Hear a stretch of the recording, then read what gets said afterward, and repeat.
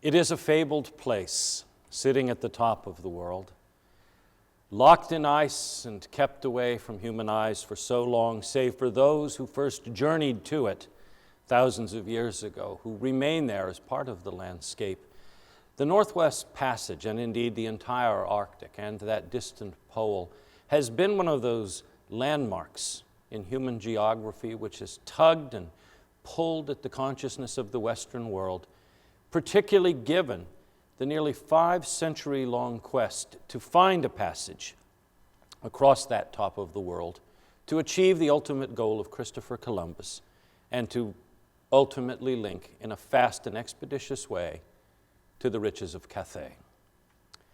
When Columbus sailed in 1492, and instead of reaching the Orient, encountered the landmass that would be the Americas, explorers from many nations probed and pushed at every possible spot.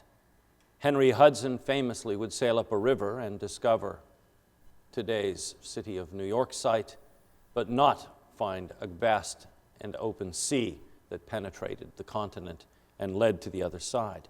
And indeed, at every section, every piece of the coast, this idea burned bright that somehow, somewhere, there would be a passage through the Americas.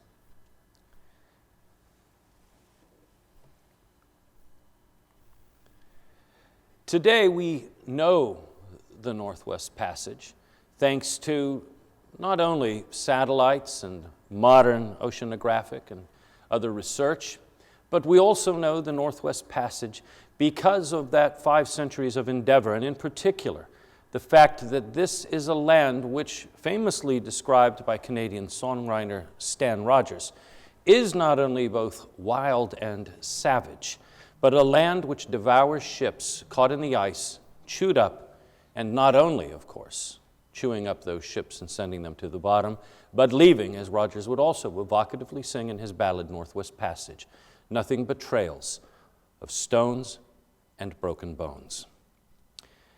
The Northwest Passage, in particular, burned bright as a goal, not for any great family of nations, but one in particular, and that was England, in time Great Britain. In response to Spain and Portugal's domination of the Americas, in response to the fact that the Southern Passage was controlled by the Spanish as a result of the voyages of Magellan and others, for the English in particular, it grew to be that this place, somewhere in the north, this passage would be the great endeavor, particularly in the age of Elizabeth. And so it was, drawing upon earlier accounts, Pytheas the Greek, who told of times in the distant past in antiquity when sailors had journeyed so far north that the sea and the sky seemingly joined together in one frozen, congealed mast, and where men, when they spoke, saw clouds of vapor issue forth from their lungs. Pytheas' account, as well as the accounts of Vikings who journeyed in the late classical period and well into the time of the onset of the Little Ice Age, settling in Greenland when it was a far more temperate place, and pushing north, encountering not only Skraelings in what, or their term for the natives, not only down farther south on the Canadian coast, but indeed far up into the Arctic archipelago, where today archaeologists like Peter Schlederman of Calgary have discovered not only clinker-built boat fragments and rivets from Viking ships, but sections of chainmail and carvings done by the Inuit depicting Europeans in a place now locked by ice, and evocatively one island still known by its name of Skraeling in Arctic Canada. But those accounts had faded, particularly with the onset of the Little Ice Age. And when Elizabeth sat on the throne, Europe was gripped in this ice age, and it would prove to be an ice age which had actually locked the door and kept the Northwest Passage sealed. But that did not stop England from trying. Ultimately, what would follow in those 5 centuries would be a quest, as I said, not only marked by tragedy and destruction and death, but extraordinary acts where ordinary people were rendered heroic by what they found in this unique and extraordinary part of the world. Indeed, the Northwest Passage and the Arctic became known throughout the world as an incredible place where people and ships were tested, and that passed well into popular culture, such as with Caspar David Friedrich's Die Gescheite zur Hoffnung, where you see this vast Arctic gateway locked with ice, thrust and buckling, and yet in the midst of it there you can see the stern of a ship to one side, settling, crushed, torn in the ice, as well as William Bradford's painting later, Man Proposes, God Disposes, with fragments of ships sitting on an ice-clad shore, and another where a polar bear gnaws at a human skull. Elizabeth's sea dogs would be the first to try to find that Northwest Passage, and Martin Frobisher, shown here with his ship Gabriel and others, was the first Elizabethan and the first Englishman to journey forth into what now is known as Davis Strait, seeking a passage, but ultimately finding on an island, as he encountered the Inuit, a strange black rock which his alchemists were convinced was gold.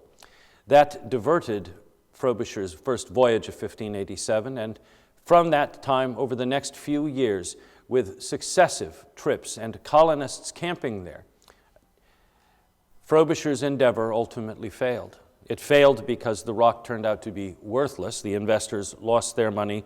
Frobisher, of course, did not lose his head, famously, as some of Elizabeth's advisors did. But his failure did mark, it seemed at least for a while, a closure or an end to English endeavor. But it would not be long, because others, John Davis, Robert Baffin, William Bylot, other English explorers followed, and they probed and pushed up to the edge of the ice into the triumphant voyage of Baffin in the early 17th century, a circumnavigation of a vast bay, its various outlets seemingly blocked by ice, but indeed where the ice was the hope of a door that might someday open in this vast bay known for Baffin. But as the Ice Age continued, beyond the Fretum John Davis, as you see here, this was the extent of the Northwest Passage as known at the advent of the 17th century. Others tried, and perhaps the thought of taking a hard left turn before Fretum Davis occupied the attentions of others, in particular Henry Hudson, who, despite the fact he worked for the Dutch East India Company, was more likely a spy working for English interests, and with all of his various voyages in his ship Half Moon, whether or not he was indeed ostensibly opening trade channels, his voyage on this coast was to find a passage, and ultimately he would find his way into the vast bay that bears his name. Caught in the ice, he and his men struggled until finally he, a group of loyalists and his son, were cast adrift on Hudson's Bay in 1609, never to be seen again, though if you listen to the accounts of the Inuit, the ship landed and some of them remained there, and there are descendants of Hudson to this day in those northern tribes. Hudson's Bay would occupy the attention of the English for the next century. Indeed, it wasn't until 1836 that the English finally abandoned any attempt to try to force a passage through Hudson's Bay. Instead, what happened in 1670 is a company of gentlemen adventurers formed in London to harvest not only the riches they found immediately around Hudson's Bay, but indeed all of the fur-rich resources they found moving into the continent. And the Hudson's Bay Company remains, to this day, one of the oldest commercial establishments in the world. So there's my Department of Commerce shout out for the morning. The flag generally follows commerce, it seems, and through the 17th and 18th centuries, as much as the ice kept things locked up, the end of the Ice Age was heralded by the retreat of ice in and around Davis Strait, in Hudson's Bay, and in particular up into Baffin Bay. And it was not government explorers who went, but it was whalers, particularly whalers working out of the north of England, who began to fish those seas, not only Englishmen, but others, Danes, working in and around Spitsbergen, but also then pushing past Greenland and up into Baffin Bay. And it was the accounts of these whalers that increasingly gave a sense to those who had an interest that perhaps the time had come to challenge the Northwest Passage again.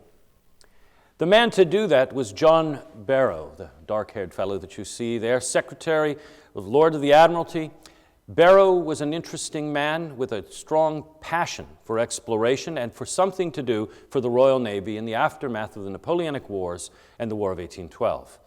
With a vast navy with so many ships and so many men now not employed or at half pay, what Barrow proposed was to take a group of these ships and these officers and have them form a corps of exploration, to go out, to push south, to discover rivers and to chart them, such as the Amazon, but also to go north and to reopen, at least as far as one could go, the Northwest Passage. In 1818, an expedition was sent out under the command of Captain John Ross, heroic figure that you see there, painted by Stephen Pearce in the National Portrait Gallery. Ross, given command of 2 ships, 2 others would circumnavigate Greenland and try to approach the North Pole, pushed, and in 1818 made an epic voyage which found Baffin Bay open, as the whalers had said, and in circumnavigating it, Ross did some incredible things. He landed, he conversed with the Inuit, who were stunned to see these white men. They certainly remembered tales of the Norse from so many centuries earlier. But when these strange creatures landed in these vast vessels made of wood, with long noses and pale countenances, they asked them, "Where are you from? Did you come from the sun or the moon? We've never seen anyone quite like you." To his credit, Ross was a true explorer. He did from the earliest oceanographic research, inventing a grapple to take samples off the bottom of Baffin Bay. He also conducted pioneering anthropological research, asking the Inuit, "What is your name for this and for that?"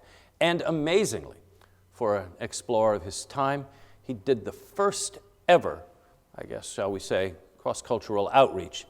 He handed paper and pencils to the Inuit in his cabin and had them draw pictures of their world, including maps. One of the most powerful things I think I've ever been able to do as a museum director, as an archaeologist, as a historian, is to go to the Scott Polar Research Institute in Cambridge. And there, in the collections from Ross's expedition, you have the very carefully rendered drawings by the British of animals like Umungamak, the muskox. Every hair carefully drawn. The animal, majestic, engraved in copper plate, and then you take out one of the Inuit drawings, and with 7 strokes of the pencil, the animal lives and moves and dances across the paper, as rendered as magnificently as Picasso might have done. Exceptional art, 2 different ways.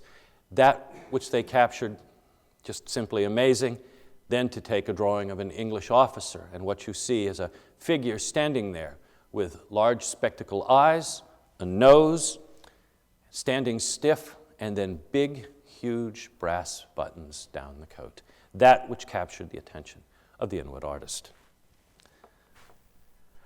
Ross sailed through Baffin Bay and might have become the greatest Arctic explorer of his time had he not stopped at one entrance previously ice-covered. And there now where his officer said, "Sir, we must go, we must push through there. That inlet, that must be the way." He took his telescope, looked, and he said, "I see no inlet. I see mountains. I shall name them the Croker Mountains, for the Lord of the Admiralty, our patron." And so with that, with his officers standing dumbstruck, Ross turned away and did not press further. When he returned to England, Barrow was furious. The accounts of the officers, their private journals being given to Sir John, gave him every sense that Ross, if not a coward, was a fool, that he had failed in his mission. And so it was that John Ross was set on the beach. He would not journey forth again for the Admiralty. And indeed, when he came back and deposited the treasures from his voyage at the British Museum, John Ross, the great Arctic explorer, became the subject of ridicule, as you see here, moving along. All of his men, by the way, having artificial noses, because he talked about the Inuit custom of greeting and kissing by rubbing noses. And what the lampooner is saying here is that they had just engaged in too much of that and rubbed their noses off. What to do then? Would the quest be picked up? Well, it would be picked up by William Edward Parry, Ross's second in command. Now given command of a new expedition with the ships Hecla and Griper, Parry pressed forth in 1819. And what he found as he pressed on past that point and entered that strait, which went from Croker Mountains to Croker Inlet, was that he was now sailing on an open waterway with ice, but ice that had retreated. A passage that he pushed and followed, he almost made it. By the time they stopped in 1819, Parry and his men had practically navigated the Northwest Passage. They stopped 119 miles from the Beaufort Sea. They had almost done it. They could have made it had they just pushed on a little more at an earlier point. But unable to do so, what Parry did was retreat and pull into a spot he named Winter Harbor, and there, cutting ice, he and his men settled down and became the first Englishmen to live in the Arctic over the course of the winter. Parry was a brilliant commander. He organized schools. He taught his illiterate sailors to read. He organized musical concerts and plays, published a newspaper on board his ship, and kept his men healthy, not only by having them exercise by rigorously dancing, but looking after their health. And so it was that not a man died on Parry's voyage over that long Arctic night. The monument to Parry's success, by the way, is still there, and it is this rock in Winter Harbor, engraved with the names of the ships and Parry as commanding officer, a Canadian national landmark, sitting up there at the top of the world. In some ways, I think it was almost unfortunate that Parry almost made it and that the voyage was so successful, because what it set in the minds of the English was this sense that, indeed, there was a passage one could sail right on through. It was just a matter of timing. But as it turned out, the ice had been a little less that year. And the following year, as Parry returned, again and again in 2 thwarted expeditions, the ice blocked his way. He could go no further. Instead of pushing on to Winter Harbor, he made a turn down into what ultimately would prove to be a dead end, and off of one peninsula there, now in the ships Fury and Hecla, he saw Fury grounded on the ice, pushed up onto the beach, and abandoned. Badly broken, they landed the stores that they could on the beach, and then left hastily as the ice was about to pick up and take the second ship onto the beach. And so with men from 2 ships cramped into one, they now beat a hasty retreat out of the Arctic, narrowly escaping with their lives. And so it was in the aftermath of Parry's ultimate failure, and having been locked in the ice for so long that in his journals he would simply write, "I cannot again express the horrors of a long Arctic winter." Britain took pause, a deep breath, and thought that perhaps another means might be taken to find the way through the Northwest Passage. So it was that land expeditions would now follow in the footsteps of Samuel Hearne and others in the 18th century who had marched along the northern coast of the Arctic, spotting different places, realizing that there was at least these sections of land which together, if pieced by land expeditions, taking small boats, would plot something at the very edge of the North American continent. In the 1820s, just as Parry pushed on, and as another expedition to the Pacific under the command of William Beechey pushed and tried to enter through James Cook's northern strait, or the Bering Strait, without much success, expeditions under the command of John Franklin, an energetic young officer, would march forth, the first ill-equipped and perhaps not as well led as one might hope. Franklin's first expedition became another annal of horror as his men, trapped by the winter, marching with their shoes disintegrating, retreated. One of his Canadian voyageurs who had accompanied the expedition went mad and began hunting the English to eat them, and ultimately, after killing Robert Hood, one of the young midshipmen, was executed himself when caught and trapped and shot through the head. Ultimately, the survivors retreated to a camp of starvation where they subsisted on digging up caribou and other bones that they had left from the year before, splitting them and taking out the rotten marrow, and ultimately resorting to eating their own boots and shoes, until one of the young officers, George Back, famously trekked through the wilderness and found support from other fur trappers and rescued Franklin and the others just in time.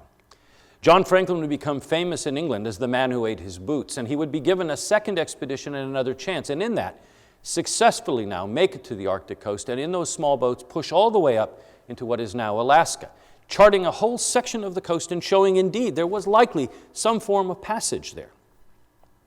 At the same time he was doing this, the Hudson's Bay Company, with fur traders and trappers, Peter Dease and George Simpson and others, were also pushing and poking and prodding. But ultimately for the Lords of the Admiralty, it would not be the case of just having some fur trappers or traders, particularly those that were half native, God forbid, to plot a passage. It had to be something under His Majesty's government. It had to be something with men of steel wearing blue wool uniforms, pushing forth, carrying the flag, because indeed, by God, Britannia ruled the waves, even if they might be frozen.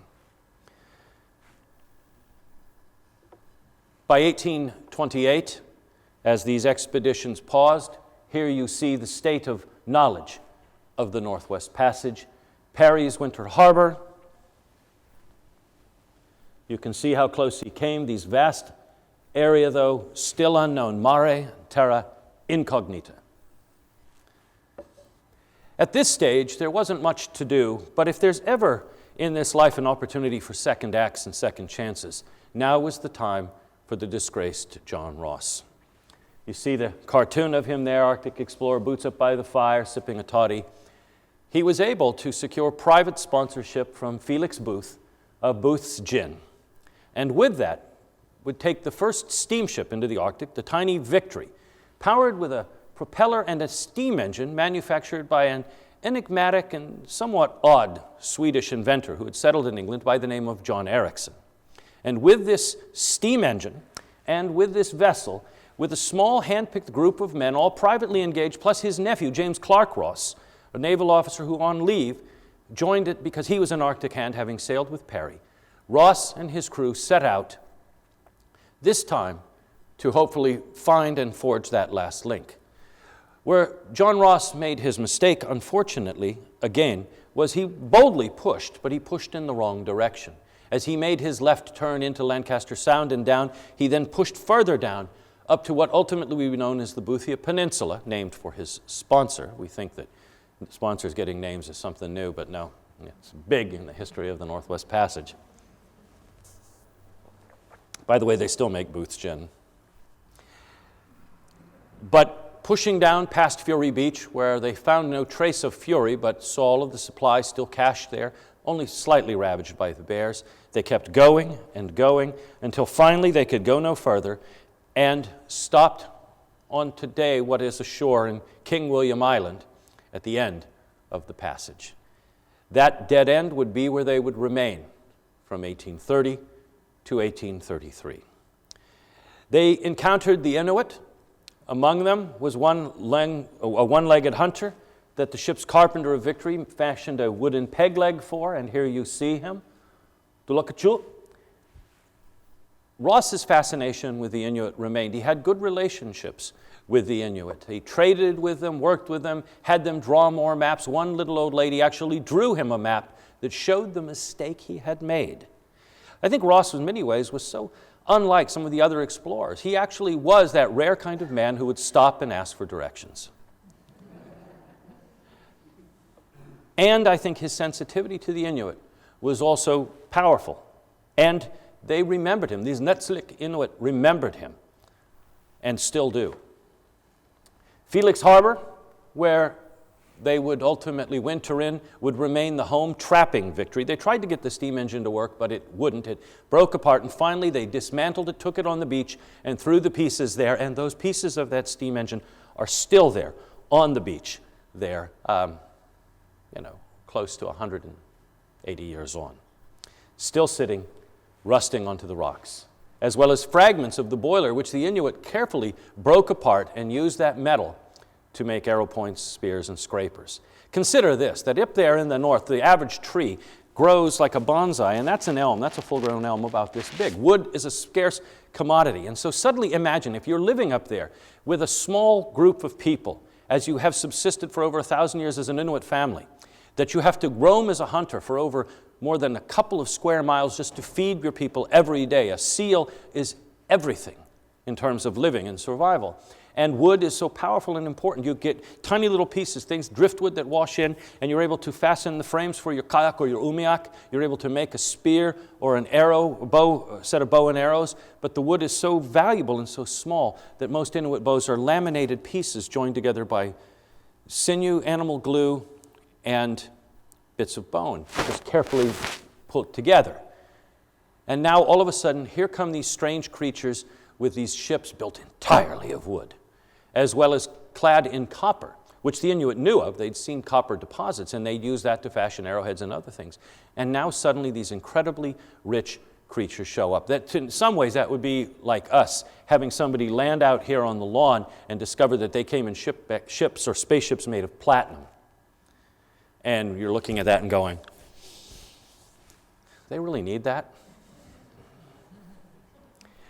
Ultimately, what we find as archaeologists is that as these ships wreck, as things were discarded, just thrown away as useless, they were a tremendous boon to the Inuit.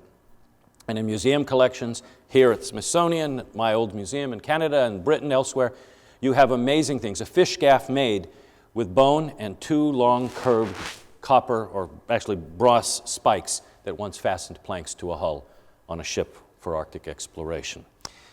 We don't know exactly where Victory is. She's somewhere there in the water, and one day, hopefully, we'll find her.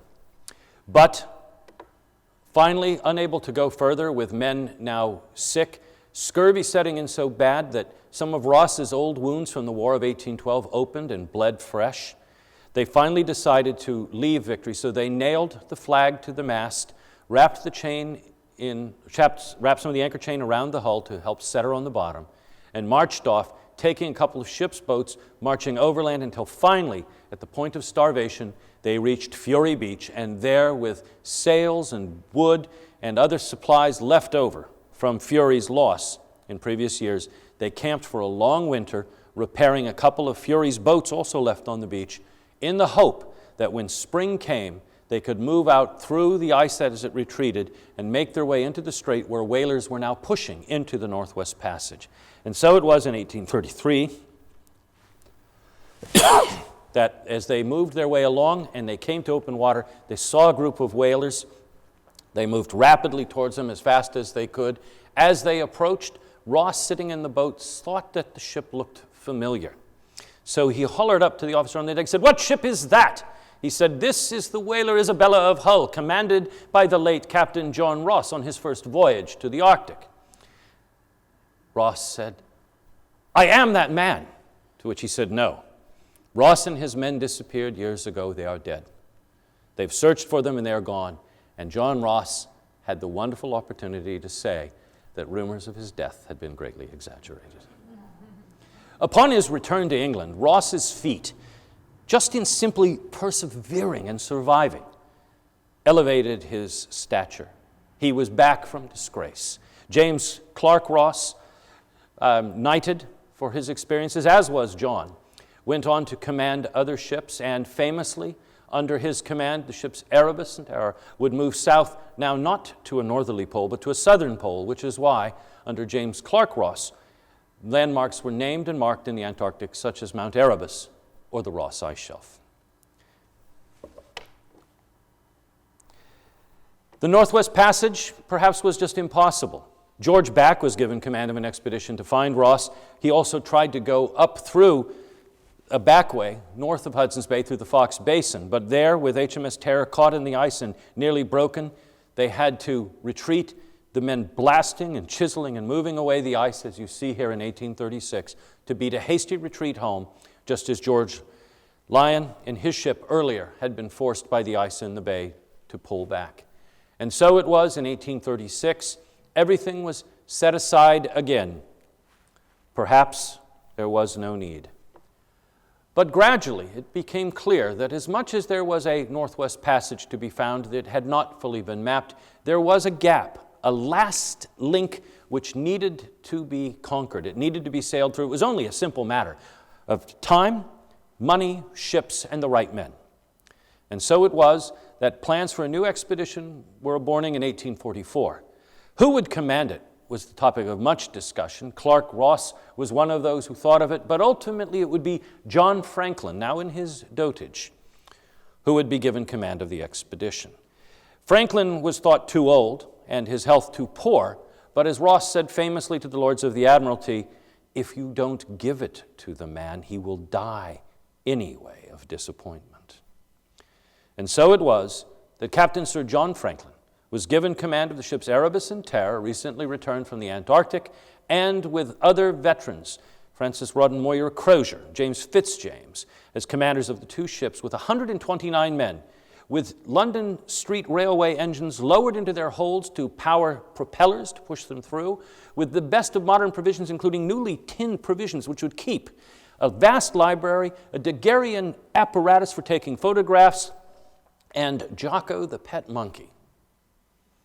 The best equipped, most highly technologically advanced expedition in the history of Arctic exploration set out, and in Baffin Bay in 1845, passed a few whalers, exchanged letters and said, "Write to us care of Russia, we shall be through in a year," and disappeared, never to be seen again by another Englishman.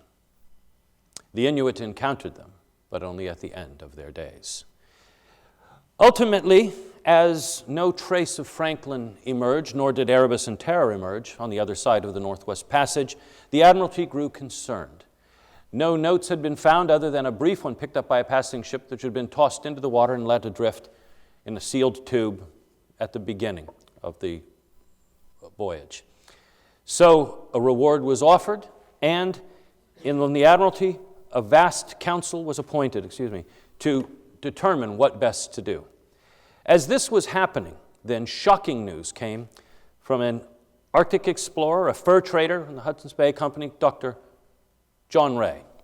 This Orkneys-born man, self-made fellow, was trekking there, working with the Inuit, some of his guides half Inuit or completely Inuit.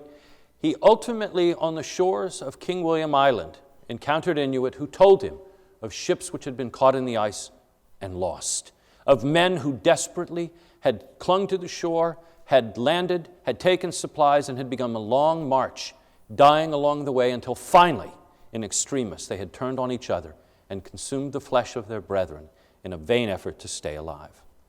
From the Inuit, Rae was able to purchase certain relics, which he brought back to England, and their indisputable proof that indeed something had gone wrong with the Franklin expedition. Silverware marked with the monograms or the names of some of the crew, the officers, cap bands, watches, and Sir John Franklin's Hanoverian Order of Guelph, a medal which he was wearing around his neck when last photographed. The accounts of the loss were not bad enough.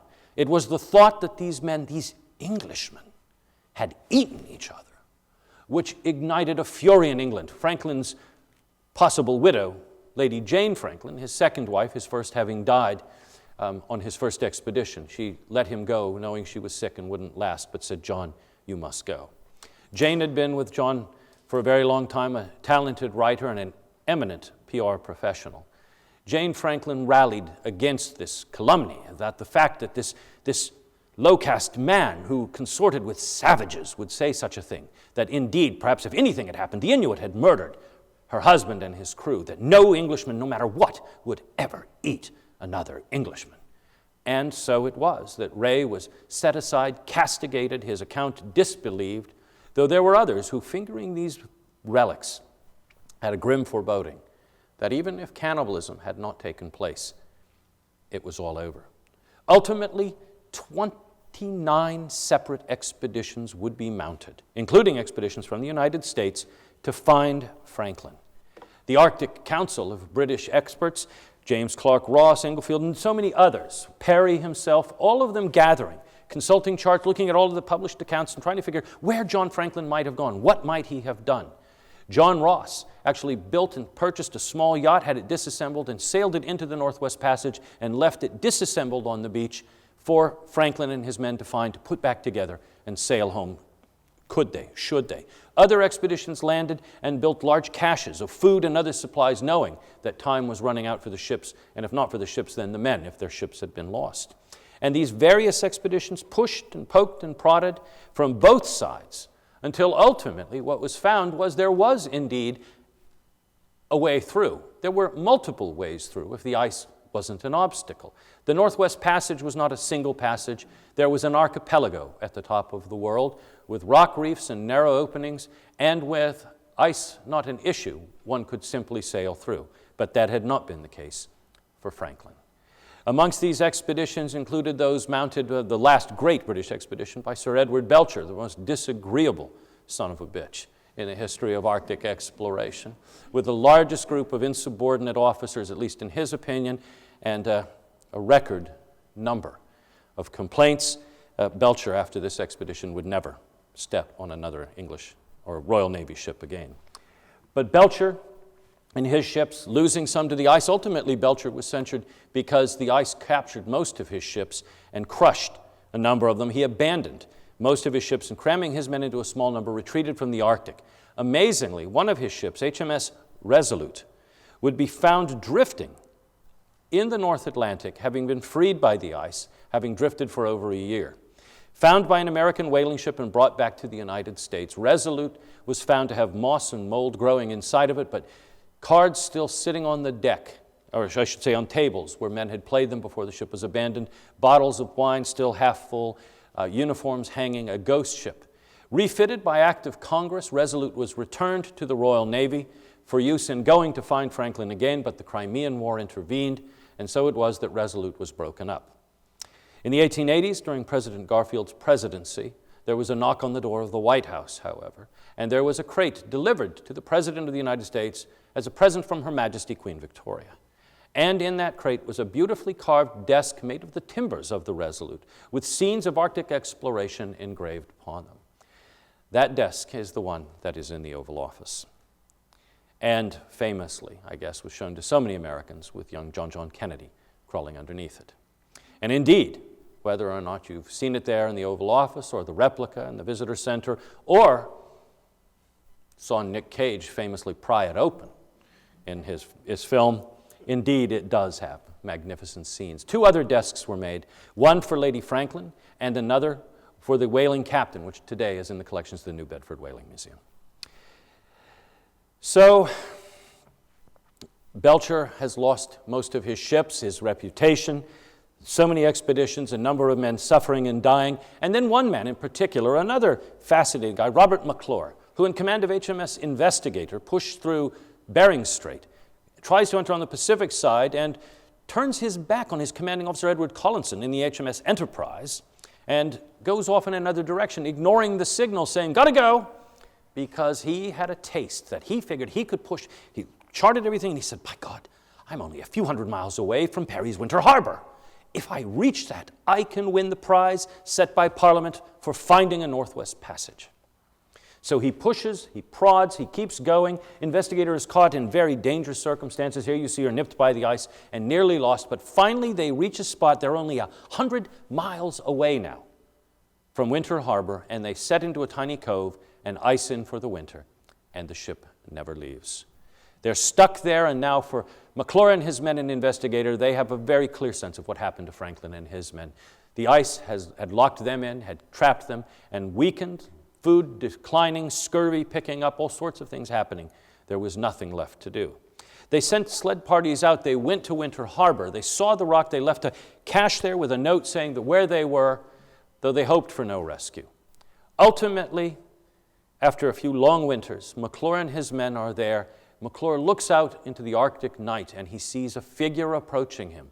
The figure is clad in furs, and he is stained black from the lamp of seal oil, the smoke of seal oil lamps in a tent. McClure is not sure if he's going mad, if the long night has finally taken his mind. He reaches his hand out and cries over the railing, "For God's sake, who are you?" To which the figure shrugs the fur off and says, "I'm Lieutenant Bedford Pym of Captain Sir Edward Belcher's expedition, and I have come to rescue you."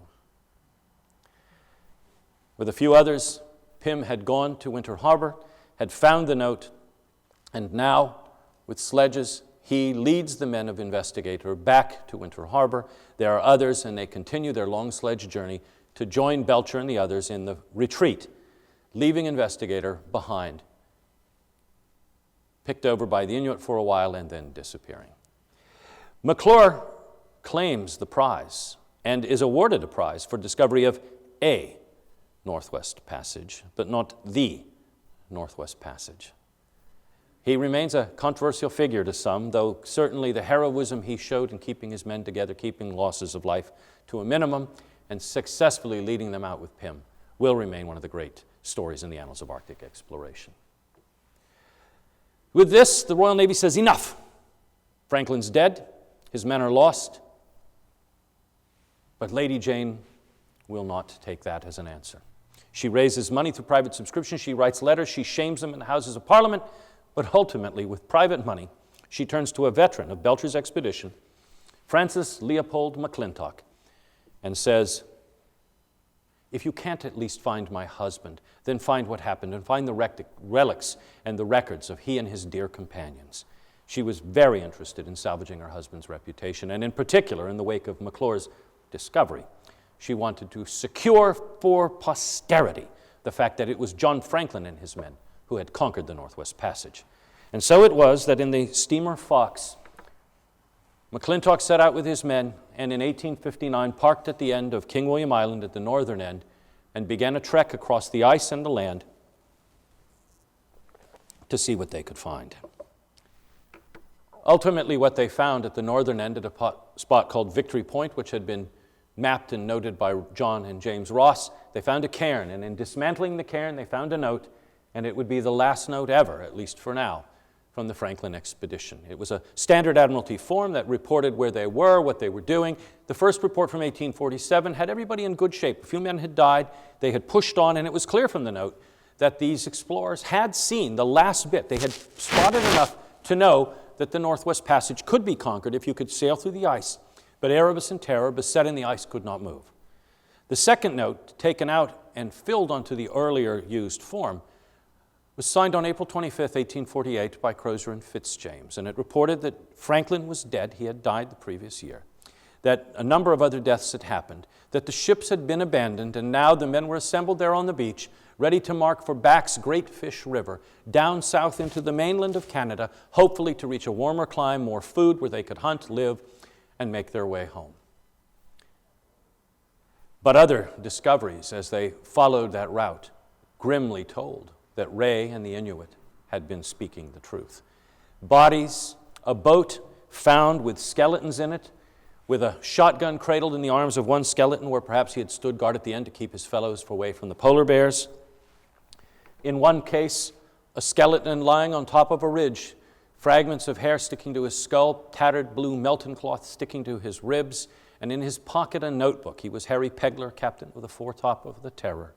And in it, the last note in pencil was, "O death, where is thy sting?"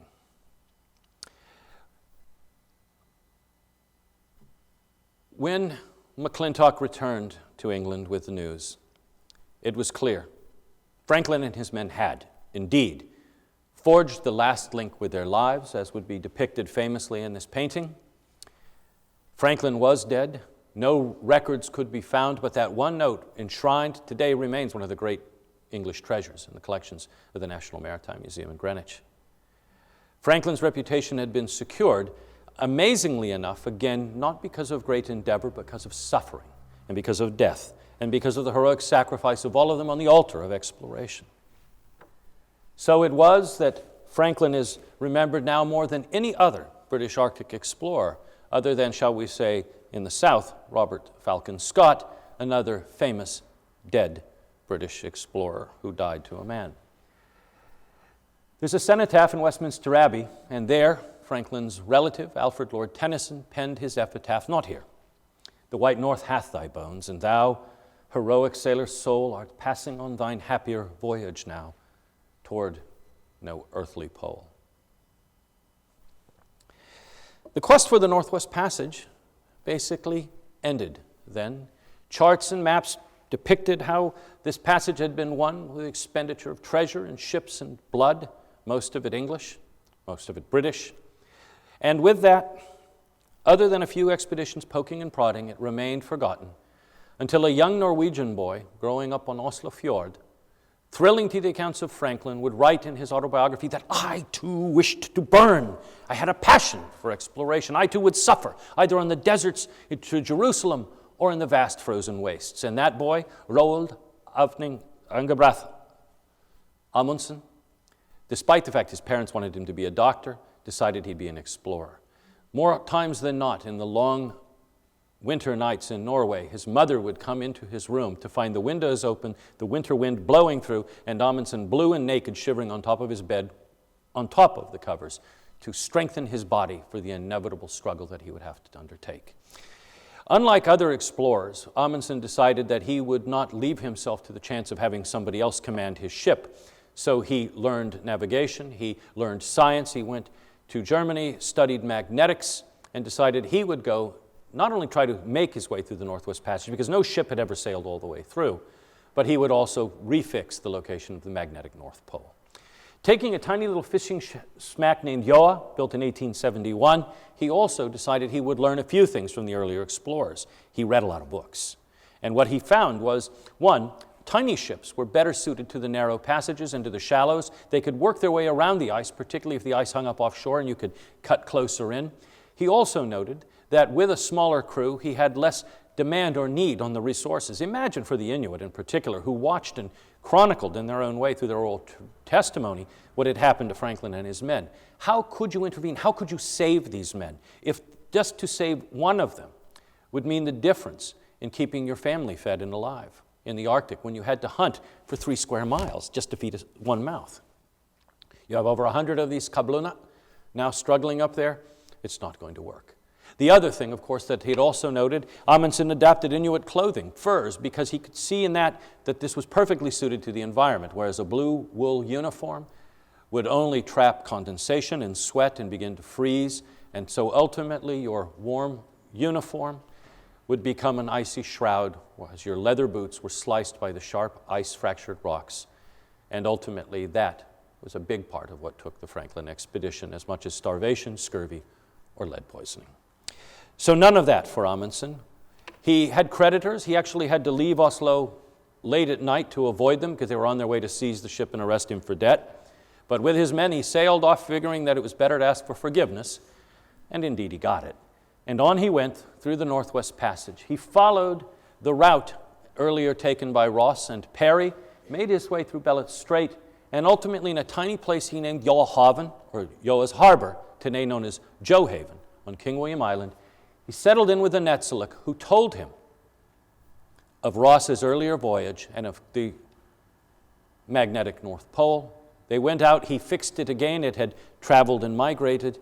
He and his men survived, and ultimately, from having left in 1903, in 1905, Gjøa finally made her way out, having been the first ship to navigate through the Northwest Passage, knowing she had done so when she met an American whaling ship as she passed Herschel Island and passed along what would be the coast of Alaska. Landing, Amundsen would trek overland to a U.S. Army post and send a telegraph heralding his feat.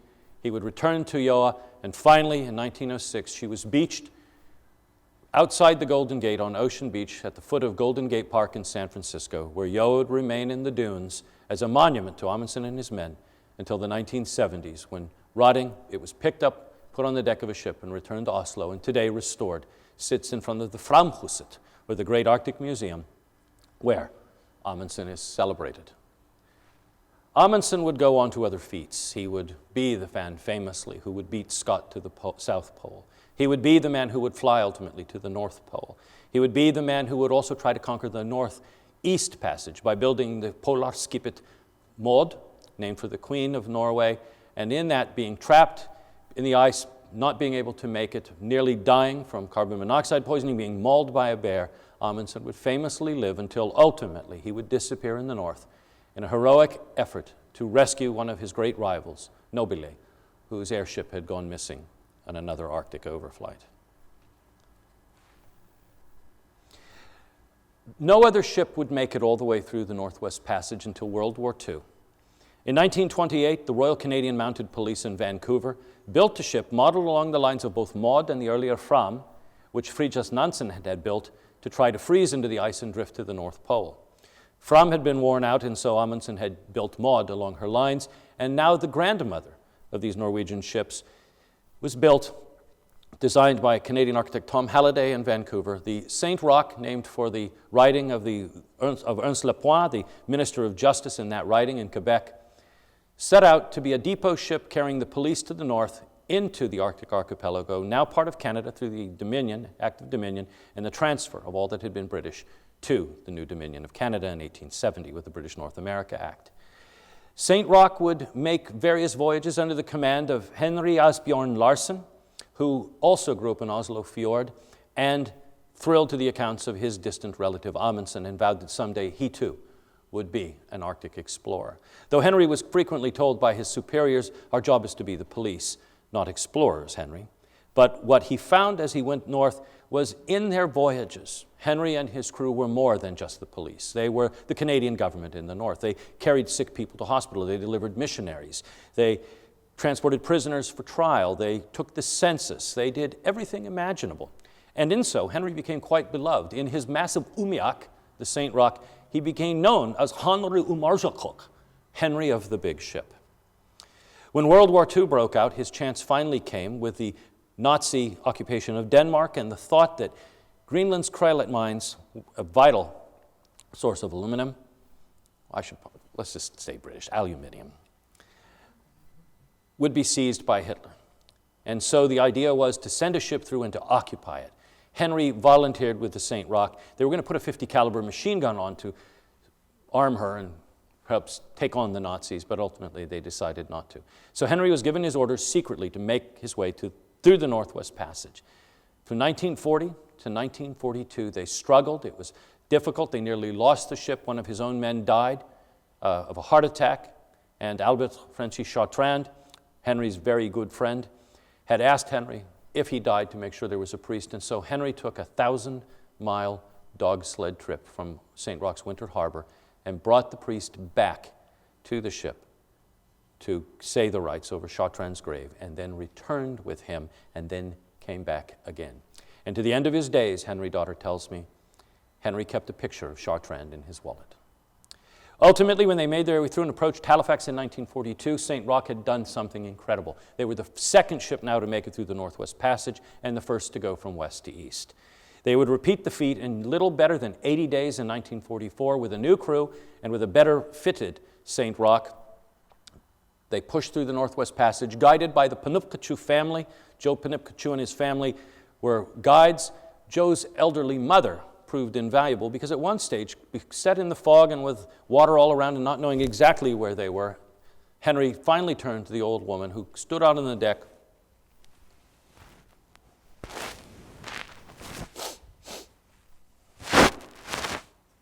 She was right. With the ice nipping at their heels, they made their way through Bering Strait, and St. Roch entered the history book. She would be the first ship, ultimately, in the 1950s, to circumnavigate North America. And in the year 2000, in the St. Roch too, we reenacted the voyage, going through the Northwest Passage, a very different passage, by the way, in an aluminum catamaran. And there is something to be said, and I don't know who would ever let me do this, but I was able to put the hammer down and drive the police boat at 36 knots through the Northwest Passage.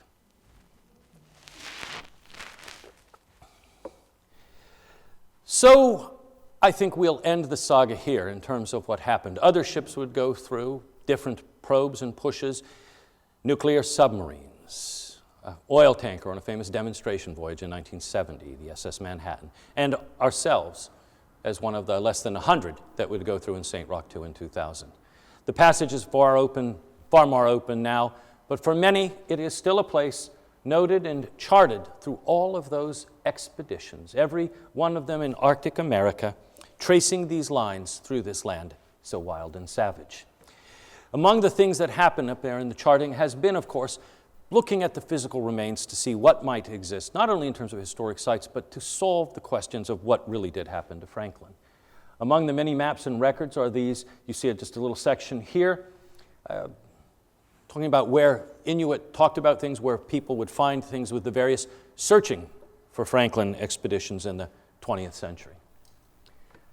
Victory Point today is a very different place, but here you see why when you suddenly have over 100 men landed on a spot at the top of the world with just wool uniforms and leather boots, and you have to pull heavily laden boats weighing tons with supplies that you would just simply set out and ultimately just sit down and die or turn to your dead companions and find sustenance. Archaeologists have found remains of some of Franklin's men, spots where they died at Starvation Cove, and famously, John Geiger and Owen Beatty excavated the graves of 3 of Franklin's men, John Torrington, William Hartnell, and William Brain. They were the first to die in the expedition. Frozen in the permafrost, these evocative, tragic figures from Franklin's crew were found to have elevated levels of lead, seemingly caused by the lead solder and the tin cans, the famous provisions, the technological advantage, which would help keep them alive. Other spots marked by Parks Canada and others, such as Northumberland House, a cache built during the Belcher expedition for Franklin and his men, still remain up there. And famously, in the last few years, Parks Canada has begun working in the waters. Here you see McClure's Investigator discovered and sitting more or less intact in the harbor, close to where she was left. The top bit shaved, one of the masts knocked down, but the deck still there, sheathed, and all sorts of things seemingly inside. But the Holy Grail for many was, of course, what happened to Erebus and Terror. A number of us have gone up there. There's a nice spot in the Arctic charts that has a series of lines and soundings that I put on the chart looking for Franklin. But it would be Parks Canada that finally found him exactly where the Inuits said he was. So many different people had talked about how you couldn't trust the oral tradition, and these people really had no idea, and the stories were seemingly contradictory until you really listened carefully. David Woodman is a pilot, is a navigational pilot, sea pilot, listened, went up there. He argued and wrote 2 books talking about the Inuit testimony. That was key, as were others, including Louis Kummakuk of Yawhaven, whose grandfather had been one of the Hudson's Bay traders who'd married into the Inuit and had as his great passion trying to find out what had happened. So Parks Canada ultimately found Erebus sitting on the bottom in this tiny little cove in shallow water, and that discovery, most recently announced, has captivated the hearts and the minds of the world, and once again, John Franklin was on the front page. Erebus is now the subject of a great deal of study, one of the most evocative artifacts, dated 1845, Erebus's ship's bell found on the deck and now brought back and on display, being conserved and treated in Canada. The ship is largely intact and not fully clogged with silt and open.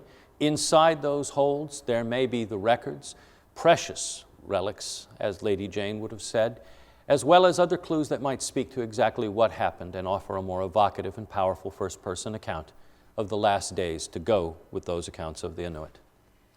So it is that the Northwest Passage continues to haunt us, to captivate us, and ultimately, as we have found, as is the case with so much of our history and our time as a species on this planet, we have now reached a point, a tipping point, if you will, where we no longer just respond to or influenced by the environment, but we are influencing it.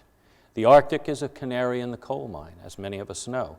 And indeed, now with the retreat of ice that's been documented, how else could I drive a catamaran through icy waters at 36 knots? The ice is going away. The coverage is not the same. It doesn't mean that you can go through easily. The Arctic still has fangs. The Northwest Passage can still get you. But indeed, things are changing rapidly. Thought of using the Northwest Passage again, opening it up and making it the culmination of the centuries-long dream certainly appeals to many. Canada claims that as an internal waterway. The United States sees it as an international strait. There's going to be a lot of discussion continuing on that for sure.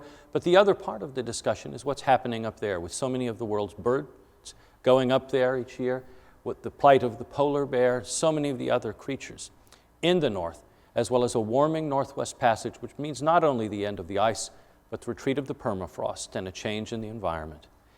None of it to the better or the good of the earth. And so it is.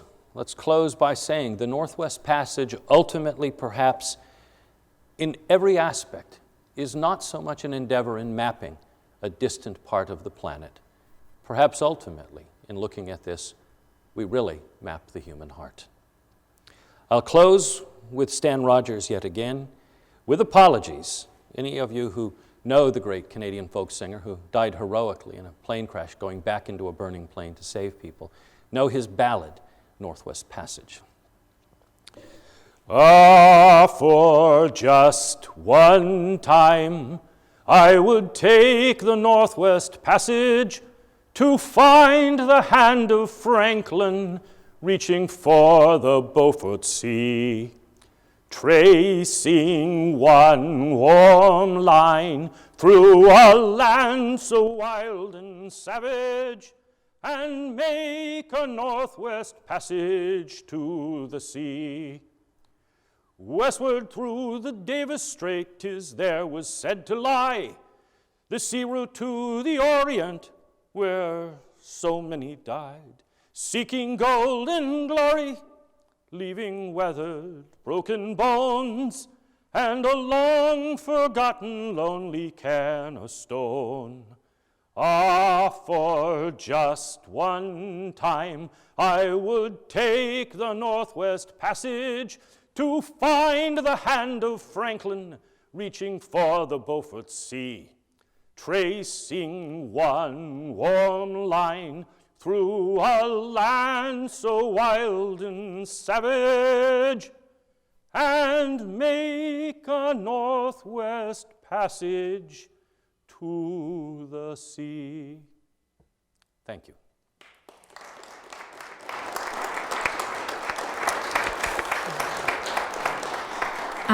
Thank you, Jim. We'd like to open it up to questions. If you're in the audience here, Karen has a microphone so the people who will watch the recording and who are joining us via WebEx can hear you. And to any of the 180 people watching through WebEx, please feel free to chat your questions and we'll ask them. Yeah, hi. First of all, thank you for the presentation. It was very informative. I recall when the discovery of Erebus came out this past fall, and also coupled with the bicentennial of the bombing of Fort McHenry, that there had been some talk that one of the ships in Franklin's expedition had actually possibly been one of those bombed ships at Fort McHenry. Absolutely. And was wondering if you had any more information there. Absolutely. Erebus and Terror were selected, as were Fury and Hecla and the others, because they were bombs. That is, they were massively built, heavily reinforced ships that had mortars built into them for coastal bombardment. And so when Francis Scott Key was standing there watching the rockets' red glare and bombs bursting in air, it's because Erebus and Terror were among those lobbing those shells that night.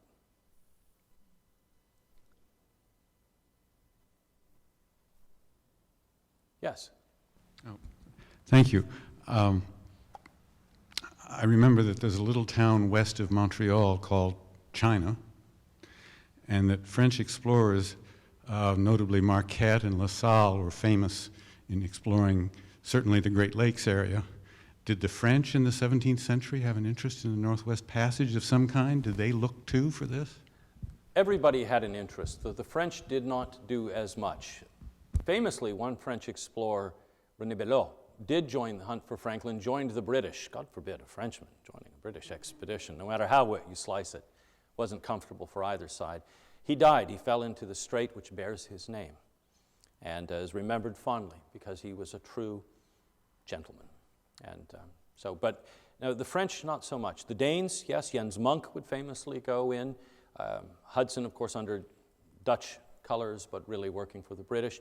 But for the most part, as I said, it remained an English, later a British endeavor, with a bit by us as the United States, but only at the end, with the Kane expedition, and then ultimately deciding if the passage had been wrested, then it was for us to get to the pole. We have a question from someone. Can you comment on the present efforts to find Terror? The present efforts to find Terror are focusing a little farther south, where the Inuit talk about the other ship being caught by the ice and pushed up onto the shore and broken. And indeed, on the expedition that I led in 2000, we were approaching that spot in the Rockaville Islands, and it's a rocky coast, as you saw there. It's also, the seabed is no different. So it's hard to pick things out. Magnetometers, used to discern metal, don't work given the proximity to the pole, so you really have to do it with sound and sonar. And you can't take a modern vehicle like an autonomous underwater vehicle and just have it fly, because you've got so many outcroppings and things. So you just really have to go and poke and prod. And we haven't seen that steam engine, that rail engine should be there, but that hasn't shown up. But there are fragments here and there, and indeed in one of the earlier searches they found a block that had been stamped with the or for terror that was on one of those spots. The base of a coffee pot, I mean all sorts of broken relics which suggest terror is not as intact, or perhaps it's just completely broken up and ground, as is the case, not the case with Erebus or Investigator. I also led an expedition to Greenland, and we mapped Fox, which was left there and ultimately sank in 1913. And while ice had moved over her, all it did was just iron the ship flat. So from being a three-dimensional ship, it's now a one-dimensional ship spread out on the bottom, but all there. And I have one more. Someone says, I'm curious a little bit more about the current day status of the Northwest Passage. You mentioned U.S. and Canadian claims and interests. What about Russian, Danish, and others? All sorts of folks, indeed. We know that's why we participate. And I guess we're taking the chairmanship of the council as the United States. But lots of interests, lots of competing interests. Some dear friends of mine from Russia famously went down in the Mir submersibles and planted the Russian flag on the North Pole at the bottom of the sea, and one of those provocative sort of Putin-esque things. It remains a bone of contention, and as long as people think it has value, and indeed it does, I think that contention is going to be there. Canada is very mindful of it, and I think there's a very clear reason why Erebus was found, and that the Prime Minister of Canada, Stephen Harper, announced that discovery and actually supported it for an otherwise austere government. And that is that those claims wrested from the Inuit and the people that lived there, but wrested through the endeavors of these Brits, through the loss of these ships and through the spilling of that blood, transferred to Canada through the North America Act in 1870, remains at the center of Canada's claims that they control that, and they have it. And any other incursions by Sverdrup or other Norwegian or Danish or Swedish explorers really isn't, that doesn't have precedence. And so, we'll see what happens. I'm not going to get into Ola's territory as the lawyer, but the whole concept of international waterway or internal waterway is another fascinating one. And, what's at stake there? Well, if you no longer have to pay the heavy fee to go through the Panama Canal and you can sail through the Northwest Passage for free, that creates a number of dilemmas and perhaps an opportunity for Canada as well. And it's a very fragile area, not only in terms of the ecosystem, but a number of these artifacts have survived because they're just so remote. And what we see now is that remoteness is going away. And I guess I'll see it firsthand because I'm navigating the Northwest Passage in September. In early September, I'm going to sail through. Oh, do you have a question? Here, wait. I don't need a microphone. Okay. Thank you, Ola. The law actually does lag behind several years, if not decades, behind the activities. So thinking about how submarine cable laying are being planned, fishing, oil and gas exploration, tourism, what would you like to see happen in preserving this maritime heritage, kind of getting ahead of the curve a little bit? I think what I'd like to see is more support for my colleagues in Canada who get this support now, but even more to do the kind of work they're doing. I think there's victory remains to be found, Fury, other sites, all sorts of things. I think more work needs to happen with Erebus as well as Investigator. Because I think when you actually don't just say protect it because it needs to be protected, but actively work with it, engage with it, do the research, do the science, but also share the stories. That engages the public, but it also has meaning, it has purpose. I think in those areas where it overlaps and where we can help each other, I think international cooperation is always best. And perhaps, particularly in areas where it overlaps, something could be done.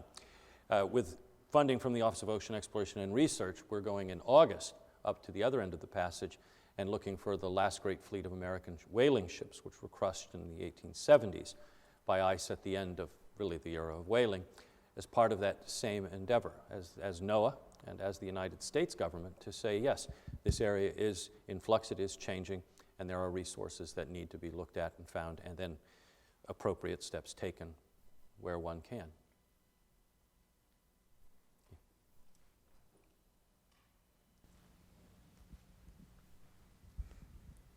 Well, Jim, apart from these fascinations with the legacy of the white people, what would you like to see comparable in relationship to this very changing world?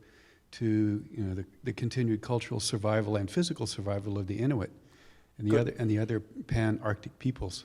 Well, good point, and thank you for actually, calling me out on that, because I should have gone there next.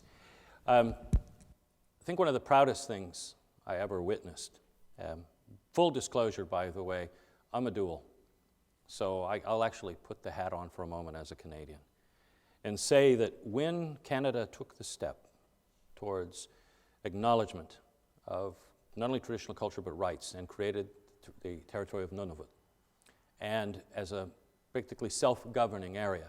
Other than that, I guess it's only Quebec, but to a point. Nunavut was a stellar step forward, and everything that happens now happens with the Inuit and as part of what they do. But their culture is at risk, and it has been at risk for a very long time. When you go to places like Kalyatukaka or Cambridge Bay, and you see vast piles of garbage from a culture which traditionally didn't have garbage and doesn't know what to do with it. When you see high suicide rates, when you see in dry communities alcohol still coming in, when you see all of those stresses there, it's powerful. Part of that is the legacy of the Hudson's Bay Company. Part of that is the legacy of the Canadian government, particularly in areas to enforce the question of sovereignty. People were picked up and moved, in some cases hundreds or thousands of miles, and plunked elsewhere, and just stuck there, like in the community of Resolute, and then you have the suicides. So I think there's steps taken in that direction, but now they face a whole other threat, and that is what's going to happen and change. They're not the first, nor will they be the last indigenous culture to be affected by global climate change. Indeed, their plight is as poignant and as powerful as the Pacific Islanders, whose lands are going to disappear beneath the ocean. But I'd like to think that with what's happening now, with things like having Louis Kamakuk and others involved not only in just finding the stuff, but managing it and protecting it, not just the Luna culture, but the other things that are there. And let's also talk about the risk to those resources as well. Their record is also very much at risk. Those thousands of years, the Thule culture, the Tunit, all the others, that's disappearing rapidly as the permafrost melts too. And those artifacts as well are at risk from being plundered or taken away by unthinking tourists or entrepreneurs or others who go up there as the Northwest Passage opens. So all of that remains the great dilemma. And so what's the answer? I guess one has to stay the course in making sure that they are not just talked to, but are there and are part of the engagement and of whatever solutions can be achieved. But, life is irrevocably changed, and it's about to irrevocably change again. Actually, one of the most powerful things that ever happened was when I first went up there and asked permission from the elders to work on the mod. You sit there for long periods of time, and it takes a while. It's not your average Washington, D.C. meeting. Okay, got it. Okay. 3 hours of talking to the elders and say a few words, and then they think about it, and about 10 minutes later, yes, let's talk about this and that. And actually, I found it a really civilized and great way to do it. These are people who, in the past, didn't have to hurry and had time to really think about and digest things. The other great thing, of course, is that having worn the clothing, having done the Amundsen thing in my own way up there as an archaeologist, there are people who really had adapted to their environment. And there is something to be said. I mean, trail bars and the rest, no. The day we were out in Greenland and he shot a seal and just carved it open, steaming and hot, and whacked with his ulu, whacked off a piece of the liver and popped it in my mouth. That's the warmest I felt on that long, cold day. Though then the next big section of fat with a little bit of hide and hair on it, that was a bit more difficult. I demurred at the third, pointed out I'd had a big lunch. But it does work. It's amazing how eating raw seal and seal liver up there just fills you with the vitamins and warms you. Though, if you've never tried raw seal, that's not something to get at the sushi bar, for sure. Nor is muktak, but it's just part of the deal. Umingamak actually is pretty good. That is muskox, as is caribou. So, anyway, love those people. Any other questions?